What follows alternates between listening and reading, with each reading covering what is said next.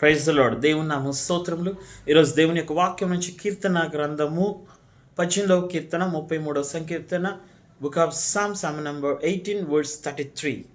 ఆయన నా కాళ్ళు జింక కాళ్ళ వలె చేయుచున్నాడు, ఎత్తైన స్థలముల మీద నన్ను నిలుపుచున్నాడు.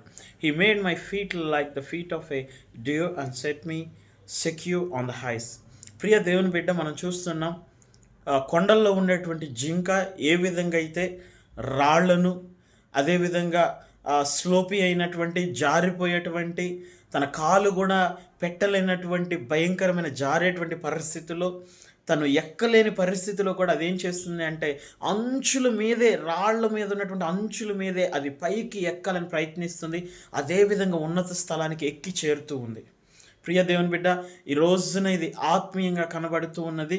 నీ జీవితంలో కూడా నువ్వు ఉన్నతమైన స్థానానికి వెళ్ళాలి అంటే అనేకమైన ఆటంకాలు ఉన్నాయా? అనేకమైన శ్రమల్లో గుండా వెళ్తున్నావా? అనేకమైన ఇబ్బందుల్లో వెళ్తూ ఉన్నావా? అదేవిధంగా నువ్వు ఎక్కలేని ఉన్నతమైన స్థానానికి ఎక్కలేని పరిస్థితులు ఎదుర్కొంటూ ఉన్నావా? ఈ రోజున దేవుడు ఒక జింకను తన కాళ్ళను ఏ విధంగా బలపరిచి ఆ ఎబిలిటీని కానీ, ఆ బలాన్ని కానీ, ఆ శక్తిని కానీ, అటువంటి భయంకరమైనటువంటి ప్రాంతంలో కూడా ఉన్నత స్థానం చేరుకోవడానికి దానికి శక్తినిచ్చిన దేవుడు, ఈ రోజున దావీదును కూడా అదే రీతిగా దేవుడు ఉన్నత స్థానానికి తీసుకువెళ్ళిన దేవుడు నీతో మాట్లాడుతూ ఉన్నాడు. నిన్ను ఉన్నత స్థానంలో నిలపబోతూ ఉన్నాడు.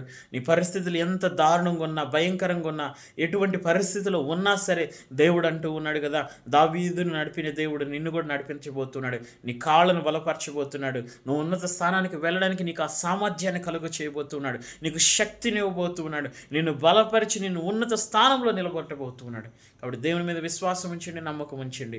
Happy Sunday. ఎవరు కూడా దేవుని యొక్క ఆరాధన మిస్ చేసుకోవద్దు. దేవుని నామ స్తోత్రములు. ఆమేన్.